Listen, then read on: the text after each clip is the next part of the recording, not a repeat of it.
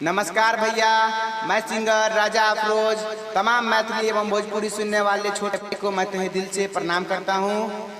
देखिए भैया, हमारे यूपी और बिहार में जो इतना खराब किसी जाति के ऊपर गाना चल रहा है, कभी पांडे जी की बेटी के ऊपर आ रहा है गाना, तो कभी यादव जी की बेटी के ऊपर आ रहा है गाना। भैया अगर चाहते हैं कि ये गाना सब बंद हो जाए तो प्लीज़ इस गाना को इतना शेयर कीजिए कि जो भी सिंगर, जो भी मादरचोद ये गाना गाया है पांडे जी की बेटी के ऊपर, यादव जी की बेटी के ऊपर, मादरचोद उस सिंगर तक ये गाना मेरा पहुंच जाए। देखिए भैया, खास करके मैं उस सिंगर को कह रहा हूँ जो मैं आपको उस सिंगर का नाम बता रहा हूँ, KPS राजा सिंह, अजय लाल यादव और एक फीमेल सिंगर है राखी सिंह। फीमेल सिंगर होकर भैया ऐसा गाना गाती है, शर्म नाम की चीज़ नहीं है उसको। देखिए भैया, इसलिए मैं कह रहा हूँ कि ज़्यादा से ज़्यादा इस गाने को शेयर कीजिए ताकि उन सिंगर के पास ये गाना पहुँच जाए और आगे से ऐसा गाना फिर दोबारा ना बने। जी भैया धन्यवाद। सुनिए आप लोग गाना।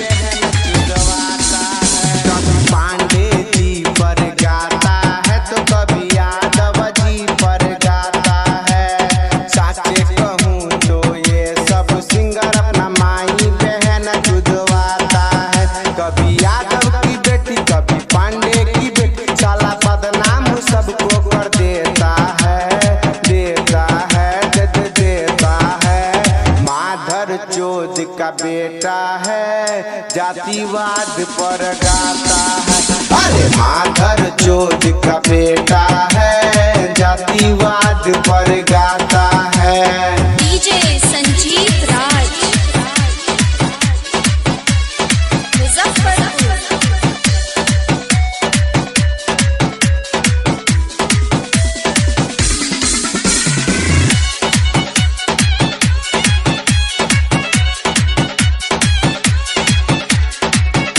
नौ 103 996।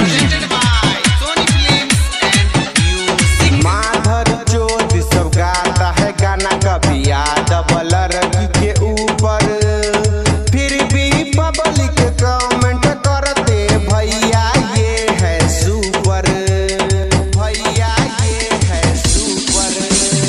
माधर चोद सब गाता है गाना, कभी पांडे है लड़की के ऊपर, फिर भी पब्लिक कमेंट करते भैया ये है सुपर। ओकरा माई के चोद, ओकरा बहिन के चोद, पैसा के खातिर क्या क्या गाता है, गाता है, गाता है।